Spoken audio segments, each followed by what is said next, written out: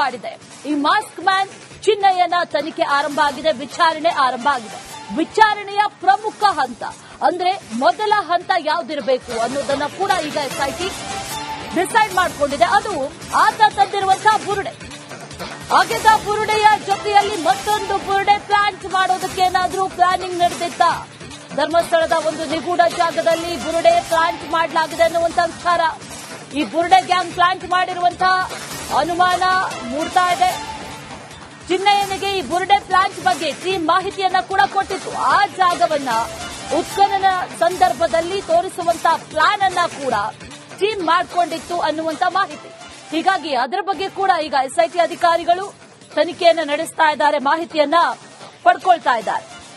ಈ ಬುರುಡೆ ಗ್ಯಾಂಗ್ ಯಾವ ರೀತಿಯಲ್ಲಿ ಪ್ಲಾನ್ ಮಾಡಿಕೊಂಡಿತ್ತು ಅಂತಂದ್ರೆ, ಆರಂಭದಲ್ಲಿ ಒಂದು ಬುರುಡೆಯನ್ನ ತಂದು ತೋರಿಸೋದು. ಆಗ ಜನರೆಲ್ಲರೂ ಕೂಡ ಅವರ ಗಮನ ಅದರತ್ರ ಹೋಗುತ್ತೆ. ಆ ನಂತರದಲ್ಲಿ ಮತ್ತೊಂದು ಬುರುಡೆಯನ್ನ ಪ್ಲಾಂಟ್ ಮಾಡಿ ಅದನ್ನ ಎಸ್ಐಟಿ ಟೀಮ್ ತೋರಿಸೋದು ಅನ್ನುವಂತ ರೀತಿಯಲ್ಲೂ ಕೂಡ ಸಾಕಷ್ಟು ಪ್ಲಾನ್ ಅನ್ನ ಮಾಡಿಕೊಂಡಿದ್ದು. ಆದ್ರೆ ಅದೃಷ್ಟವೋ ದುರಾದೃಷ್ಟವೋ ಅದ್ಯಾವುದೂ ಕೂಡ ನಡೆದಿಲ್ಲ. ಎಸ್ಐಟಿ ಅಧಿಕಾರಿಗಳಿಗೂ ಕೂಡ ಇದೆಲ್ಲವೂ ಕೂಡ ಗೊತ್ತಾಗಿದೆ.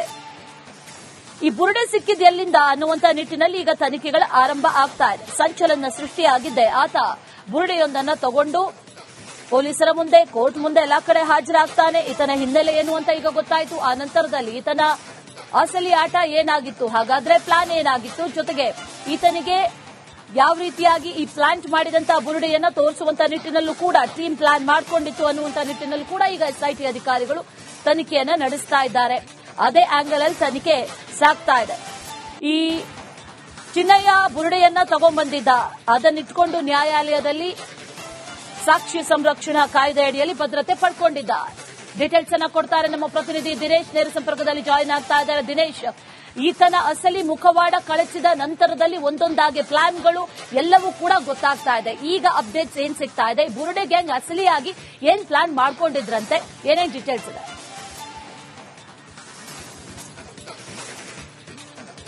ಅಶ್ವಿನಿ, ಏನು ಬುರುಡೆ ಗ್ಯಾಂಗ್ ನ ಒಂದೊಂದೇ ವಿಚಾರಗಳು ಹೊರಬೀಳ್ತಾ ಇರುವಂತದ್ದು, ಬುರುಡೆಯ ವಿಚಾರಗಳಿಗೆ ಸುತ್ತು ಹಾಕೊಂಡಿದ್ದಂತಹ ಸುಳ್ಳುಗಳು ಒಂದೊಂದಾಗಿ ಹೊರಬೀಳ್ತಾ ಇರುವಂತದ್ದು, ಒಂದೊಂದೇ ವಿಚಾರಗಳು ಈಗಾಗಲೇ ಗೊತ್ತಾಗ್ತಾ ಇರುವಂತದ್ದು. ಅದರಲ್ಲೂ ಕೂಡ ಪ್ರಮುಖವಾಗಿ 2 ಬುರುಡೆಗಳನ್ನು ತಂದಿದ್ರು, ಒಂದು ಪ್ಲಾಂಟ್ ಮಾಡಿದ್ರ ಅನ್ನುವಂತ ಒಂದಷ್ಟು ಸುದ್ದಿಗಳು ಹೊರಬೀಳ್ತಾ ಇರುವಂತದ್ದು. ಪ್ರಮುಖವಾಗಿ ಆ ಬುರುಡೆ ಗ್ಯಾಂಗ್ ಇದೆಲ್ಲ, ಅವರು 2 ಬುರುಡೆಗಳನ್ನ ತಂದಿದ್ರು. ಒಂದು ಬುರುಡೆಯನ್ನು ಆ ಒಂದು ಚಿನ್ನಯ್ಯನಿಗೆ ಕೊಟ್ಟು ಮತ್ತೊಂದನ್ನ ಪ್ಲಾಂಟ್ ಮಾಡಿದ್ರು. ಧರ್ಮಸ್ಥಳದ ಒಂದು ಕಾಡು ಪ್ರದೇಶದಲ್ಲಿ ಪ್ಲಾಂಟ್ ಮಾಡಿದ್ರು ಅನ್ನುವಂತಹ ಮಾಹಿತಿಗಳು ಕೂಡ ಸಿಗ್ತಾ ಇರುವಂತದ್ದು. ಒಂದನ್ನು ಚಿನ್ನಯ್ಯನಿಗೆ ಕೊಟ್ಟು ಮತ್ತೊಂದನ್ನು ಪ್ಲಾಂಟ್ ಮಾಡಿದ್ರು ಅನ್ನುವಂತ ಒಂದಷ್ಟು ಮಾಹಿತಿಗಳು ಕೂಡ ಹೊರಬೀಳ್ತಾ ಇರುವಂತದ್ದು. ಅಂದ್ರೆ ಮತ್ತೊಂದು ಏನು ಪ್ಲಾಂಟ್ ಮಾಡಿದ ಬುರುಡೆ ಏನಿದೆಲ್ಲ ಅದನ್ನು ಆ ಬಳಿಕ ಅಂದ್ರೆ ಉತ್ಖನನ ಸಂದರ್ಭದಲ್ಲಿ ತೋರಿಸುವ ಒಂದು ಪ್ಲಾನ್ ಅನ್ನು ಕೂಡ ಈ ಒಂದು ಬುರುಡೆ ಗ್ಯಾಂಗ್ ರೂಪಿಸಿದ್ರು ಅನ್ನುವಂತಹ ಮಾಹಿತಿಗಳು ಸಿಗ್ತಾ ಇರುವಂತದ್ದು. ಯಾಕಂದ್ರೆ ಆ ಒಂದು ಬುರುಡೆ ಇದೆಲ್ಲ ಅದು ತಂದಂತಹ ಪ್ರದೇಶದಲ್ಲಿ ಉತ್ಖನನ ಮಾಡಬೇಕಾಗುತ್ತೆ. ಹೀಗಾಗಿ ಆ ಉತ್ಖನನ ಸಂದರ್ಭದಲ್ಲಿ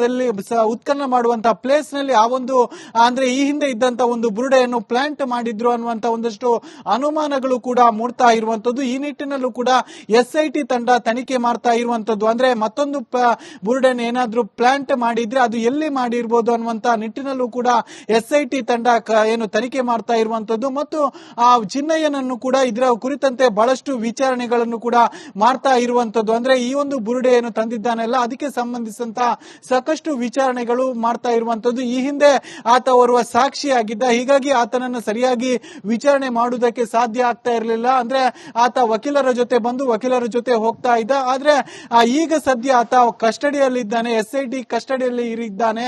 ಹೀಗಾಗಿ ಈತನನ್ನ ಆ ಒಂದು ಬುರುಡೆಗೆ ಸಂಬಂಧಿಸಿದಂತೆ ತೀವ್ರವಾಗಿ ವಿಚಾರಣೆಗಳು ಮಾಡ್ತಾ ಇದ್ದಾರೆ. ಮತ್ತು ಆ ಒಂದು ಪ್ಲಾಂಟ್ ಮಾಡಿದಂತಹ ಬುರುಡೆ ಏನಿದೆ ಅಲ್ಲ ಅದಕ್ಕೆ ಸಂಬಂಧಿಸಿದಂತೆ ಕೂಡ ಸಾಕಷ್ಟು ವಿಚಾರಣೆಯನ್ನು ಕೂಡ ಎಸ್ಐಟಿ ಅಧಿಕಾರಿಗಳು ಮಾಡ್ತಾ ಇರುವಂತದ್ದು. Ashwini, right Dinesh, thank you ಡೀಟೇಲ್ಸ್ಗೆ. ಎಸ್ಐಟಿ ಈಗ ತನಿಖೆಯನ್ನ ಶುರು ಮಾಡಿದೆ. ಈ ಮಾಸ್ಕ್ ಮ್ಯಾನ್ ಚಿನ್ನಯ್ಯನ ತನಿಖೆ ಆರಂಭ ಆಗಿದೆ, ವಿಚಾರಣೆ ಆರಂಭ ಆಗಿದೆ. ವಿಚಾರಣೆಯ ಪ್ರಮುಖ ಹಂತ ಅಂದ್ರೆ ಮೊದಲ ಹಂತ ಯಾವ್ದಿರಬೇಕು ಅನ್ನೋದನ್ನ ಕೂಡ ಈಗ ಎಸ್ಐಟಿ ಡಿಸೈಡ್ ಮಾಡಿಕೊಂಡಿದೆ. ಅದು ಆತ ತಂದಿರುವಂತಹ ಬುರುಡೆ. ಆಗದ ಬುರುಡೆಯ ಜೊತೆಯಲ್ಲಿ ಮತ್ತೊಂದು ಬುರುಡೆ ಪ್ಲಾಂಟ್ ಮಾಡೋದಕ್ಕೆ ಏನಾದ್ರೂ ಪ್ಲಾನಿಂಗ್ ನಡೆದಿತ್ತ? ಧರ್ಮಸ್ಥಳದ ಒಂದು ನಿಗೂಢ ಜಾಗದಲ್ಲಿ ಬುರುಡೆ ಪ್ಲಾಂಟ್ ಮಾಡಲಾಗಿದೆ ಅನ್ನುವಂತ ವಿಚಾರ. ಈ ಬುರುಡೆ ಗ್ಯಾಂಗ್ ಪ್ಲಾಂಟ್ ಮಾಡಿರುವಂತಹ ಅನುಮಾನ ಮೂಡ್ತಾ ಇದೆ. ಚಿನ್ನಯ್ಯನಿಗೆ ಈ ಬುರುಡೆ ಪ್ಲಾಂಟ್ ಬಗ್ಗೆ ಟೀಮ್ ಮಾಹಿತಿಯನ್ನ ಕೂಡ ಕೊಟ್ಟಿತ್ತು. ಆ ಜಾಗವನ್ನ ಉತ್ಖನನ ಸಂದರ್ಭದಲ್ಲಿ ತೋರಿಸುವಂತ ಪ್ಲಾನ್ ಅನ್ನ ಕೂಡ ಟೀಮ್ ಮಾಡಿಕೊಂಡಿತ್ತು ಅನ್ನುವಂತ ಮಾಹಿತಿ.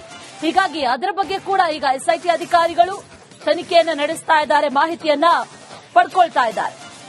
ಈ ಬುರುಡೆ ಗ್ಯಾಂಗ್ ಯಾವ ರೀತಿಯಲ್ಲಿ ಪ್ಲಾನ್ ಮಾಡಿಕೊಂಡಿತ್ತು ಅಂತಂದ್ರೆ, ಆರಂಭದಲ್ಲಿ ಒಂದು ಬುರುಡೆಯನ್ನ ತಂದು ತೋರಿಸೋದು, ಆಗ ಜನರೆಲ್ಲರೂ ಕೂಡ ಅವರ ಗಮನ ಅದರತ್ರ ಹೋಗುತ್ತೆ. ಆ ನಂತರದಲ್ಲಿ ಮತ್ತೊಂದು ಬುರುಡೆಯನ್ನ ಪ್ಲಾಂಟ್ ಮಾಡಿ ಅದನ್ನ ಎಸ್ಐಟಿ ಟೀಮ್ ತೋರಿಸೋದು ಅನ್ನುವಂತ ರೀತಿಯಲ್ಲೂ ಕೂಡ ಸಾಕಷ್ಟು ಪ್ಲಾನ್ ಅನ್ನ ಮಾಡಿಕೊಂಡಿದ್ದು. ಆದ್ರೆ ಅದೃಷ್ಟವೋ ದುರಾದೃಷ್ಟವೋ ಅದ್ಯಾವುದೂ ಕೂಡ ನಡೆದಿಲ್ಲ. ಎಸ್ಐಟಿ ಅಧಿಕಾರಿಗಳಿಗೂ ಕೂಡ ಇದೆಲ್ಲವೂ ಕೂಡ ಗೊತ್ತಾಗಿದೆ. ಈ ಬುರುಡೆ ಸಿಕ್ಕಿದ್ ಎಲ್ಲಿಂದ ಅನ್ನುವಂತ ನಿಟ್ಟಿನಲ್ಲಿ ಈಗ ತನಿಖೆಗಳ ಆರಂಭ ಆಗ್ತಾ ಇದೆ. ಸಂಚಲನ ಸೃಷ್ಟಿಯಾಗಿದ್ದೆ. ಆತ ಬುರುಡೆಯೊಂದನ್ನ ತಗೊಂಡು ಪೊಲೀಸರ ಮುಂದೆ, ಕೋರ್ಟ್ ಮುಂದೆ ಎಲ್ಲಾ ಕಡೆ ಹಾಜರಾಗ್ತಾನೆ. ಈತನ ಹಿನ್ನೆಲೆ ಏನು ಅಂತ ಈಗ ಗೊತ್ತಾಯಿತು. ಆ ನಂತರದಲ್ಲಿ ಈತನ ಅಸಲಿ ಆಟ ಏನಾಗಿತ್ತು, ಹಾಗಾದ್ರೆ ಪ್ಲಾನ್ ಏನಾಗಿತ್ತು, ಜೊತೆಗೆ ಈತನಿಗೆ ಯಾವ ರೀತಿಯಾಗಿ ಈ ಪ್ಲಾಂಟ್ ಮಾಡಿದಂತಹ ಬುರುಡೆಯನ್ನ ತೋರಿಸುವಂತ ನಿಟ್ಟಿನಲ್ಲೂ ಕೂಡ ಟೀಮ್ ಪ್ಲಾನ್ ಮಾಡಿಕೊಂಡಿತ್ತು ಅನ್ನುವಂತ ನಿಟ್ಟಿನಲ್ಲಿ ಕೂಡ ಈಗ ಎಸ್ಐಟಿ ಅಧಿಕಾರಿಗಳು ತನಿಖೆಯನ್ನ ನಡೆಸ್ತಾ ಇದ್ದಾರೆ. ಅದೇ ಆಂಗಲ್ ಅಲ್ಲಿ ತನಿಖೆ ಸಾಗ್ತಾ ಇದೆ. ಈ ಚಿನ್ನಯ್ಯ ಬುರುಡೆಯನ್ನ ತಗೊಂಡ್ಬಂದಿದ್ದ, ಅದನ್ನಿಟ್ಕೊಂಡು ನ್ಯಾಯಾಲಯದಲ್ಲಿ ಸಾಕ್ಷಿ ಸಂರಕ್ಷಣಾ ಕಾಯ್ದೆ ಅಡಿಯಲ್ಲಿ ಭದ್ರತೆ ಪಡ್ಕೊಂಡಿದ್ದ. ಡೀಟೇಲ್ಸ್ ಅನ್ನ ಕೊಡ್ತಾರೆ ನಮ್ಮ ಪ್ರತಿನಿಧಿ ದಿನೇಶ್, ನೇರ ಸಂಪರ್ಕದಲ್ಲಿ ಜಾಯಿನ್ ಆಗ್ತಾ ಇದ್ದಾರೆ. ದಿನೇಶ್, ಈತನ ಅಸಲಿ ಮುಖವಾಡ ಕಳಚಿದ ನಂತರದಲ್ಲಿ ಒಂದೊಂದಾಗಿ ಪ್ಲಾನ್ಗಳು ಎಲ್ಲವೂ ಕೂಡ ಗೊತ್ತಾಗ್ತಾ ಇದೆ. ಈಗ ಅಪ್ಡೇಟ್ಸ್ ಏನ್ ಸಿಗ್ತಾ ಇದೆ, ಬುರುಡೆ ಗ್ಯಾಂಗ್ ಅಸಲಿಯಾಗಿ ಏನ್ ಪ್ಲಾನ್ ಮಾಡ್ಕೊಂಡಿದ್ರಂತೆ, ಏನೇನ್ ಡೀಟೇಲ್ಸ್ ಇದೆ?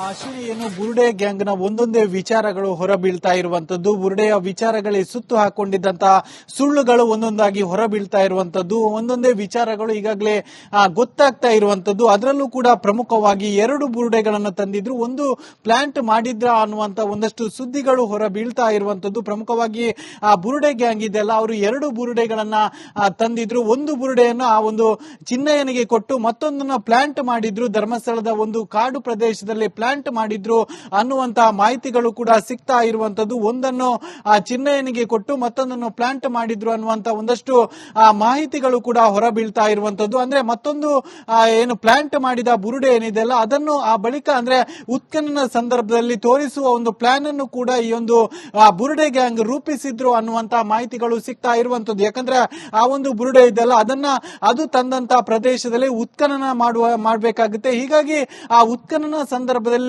ಉತ್ಖನನ ಮಾಡುವಂತಹ ಪ್ಲೇಸ್ ನಲ್ಲಿ ಆ ಒಂದು ಅಂದ್ರೆ ಈ ಹಿಂದೆ ಇದ್ದಂತ ಒಂದು ಬುರುಡೆಯನ್ನು ಪ್ಲಾಂಟ್ ಮಾಡಿದ್ರು ಅನ್ನುವಂತ ಒಂದಷ್ಟು ಅನುಮಾನಗಳು ಕೂಡ ಮೂಡ್ತಾ ಇರುವಂತದ್ದು. ಈ ನಿಟ್ಟಿನಲ್ಲೂ ಕೂಡ ಎಸ್ಐಟಿ ತಂಡ ತನಿಖೆ ಮಾಡ್ತಾ ಇರುವಂತದ್ದು. ಅಂದ್ರೆ ಮತ್ತೊಂದು ಬುರುಡೆಯನ್ನು ಏನಾದ್ರೂ ಪ್ಲಾಂಟ್ ಮಾಡಿದ್ರೆ ಅದು ಎಲ್ಲಿ ಮಾಡಿರ್ಬೋದು ಅನ್ನುವಂತ ನಿಟ್ಟಿನಲ್ಲೂ ಕೂಡ ಎಸ್ಐಟಿ ತಂಡ ಏನು ತನಿಖೆ ಮಾಡ್ತಾ ಇರುವಂತದ್ದು. ಮತ್ತು ಆ ಚಿನ್ನಯ್ಯನನ್ನು ಕೂಡ ಇದರ ಕುರಿತಂತೆ ಬಹಳಷ್ಟು ವಿಚಾರಣೆಗಳನ್ನು ಕೂಡ ಮಾಡ್ತಾ ಇರುವಂತದ್ದು. ಅಂದ್ರೆ ಈ ಒಂದು ಬುರುಡೆ ಏನು ತಂದಿದ್ದಾನೆಲ್ಲ ಅದಕ್ಕೆ ಸಂಬಂಧಿಸಿದಂತ ಸಾಕಷ್ಟು ವಿಚಾರಣೆಗಳು ಮಾಡ್ತಾ ಇರುವಂತದ್ದು. ಈ ಹಿಂದೆ ಆತ ಓರ್ವ ಸಾಕ್ಷಿಯಾಗಿದ್ದ, ಹೀಗಾಗಿ ಆತನನ್ನು ಸರಿಯಾಗಿ ವಿಚಾರಣೆ ಮಾಡುವುದಕ್ಕೆ ಸಾಧ್ಯ ಆಗ್ತಾ ಇರಲಿಲ್ಲ. ಅಂದ್ರೆ ಆತ ವಕೀಲರ ಜೊತೆ ಬಂದು ವಕೀಲರ ಜೊತೆ ಹೋಗ್ತಾ ಇದ್ದ. ಆದ್ರೆ ಈಗ ಸದ್ಯ ಆತ ಕಸ್ಟಡಿಯಲ್ಲಿದ್ದಾನೆ, ಎಸ್ಐಟಿ ಕಸ್ಟಡಿಯಲ್ಲಿ ಇರಿದ್ದಾನೆ. ಹೀಗಾಗಿ ಈತನನ್ನ ಆ ಒಂದು ಬುರುಡೆಗೆ ಸಂಬಂಧಿಸಿದಂತೆ ತೀವ್ರವಾಗಿ ವಿಚಾರಣೆಗಳು ಮಾಡ್ತಾ ಇದ್ದಾರೆ. ಮತ್ತು ಆ ಒಂದು ಪ್ಲಾಂಟ್ ಮಾಡಿದಂತಹ ಬುರುಡೆ ಏನಿದೆ ಅಲ್ಲ ಅದಕ್ಕೆ ಸಂಬಂಧಿಸಿದಂತೆ ಕೂಡ ಸಾಕಷ್ಟು ವಿಚಾರಣೆಯನ್ನು ಕೂಡ ಎಸ್ಐಟಿ ಅಧಿಕಾರಿಗಳು ಮಾಡ್ತಾ ಇರುವಂತದ್ದು. ಅಶ್ವಿನಿ, ರೈಟ್.